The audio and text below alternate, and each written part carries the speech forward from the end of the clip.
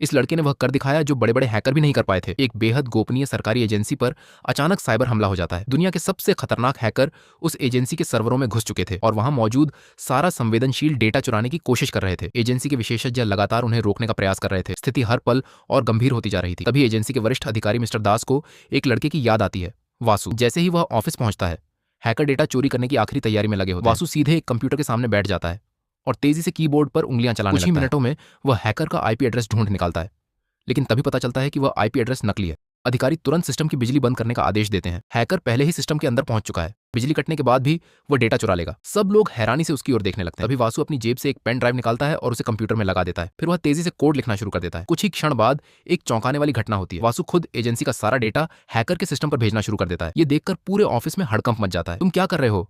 Mister दास गुस्से में चिल्लाते हैं, लेकिन वासु के चेहरे पर हल्की मुस्कान बनी रहती है। अचानक पूरे ऑफिस के कंप्यूटर बंद हो जाते हैं। अब तो सबको यकीन हो जाता है कि सब कुछ खत्म हो चुका है। मिस्टर दास का गुस्सा और बढ़ जाता है, लेकिन वासु फिर भी शांत रहता है। कुछ मिनट बाद अचानक सभी कंप्यूटर दोबारा चालू हो जाते हैं। सब लोग स्क्रीन की तरफ देखते हैं और खुशी से झूम उठते हैं। सारा डेटा सुरक्षित वापस आ चुका था। हैकर का हमला पूरी तरह विफल हो गया था। सब लोग हैरानी से वासु से पूछते हैं, ये कैसे संभव हुआ? वासु मुस्कुराते हुए जवाब देता है, मैंने सिर्फ डेटा नहीं भेजा, मैंने उसके साथ अपना बनाया हुआ एक खास वायरस भी भेज दिया था। उस लड़के ने सचमुच वह कर दिखाया जो बड़े बड़े हैकर भी नहीं कर पाए थे।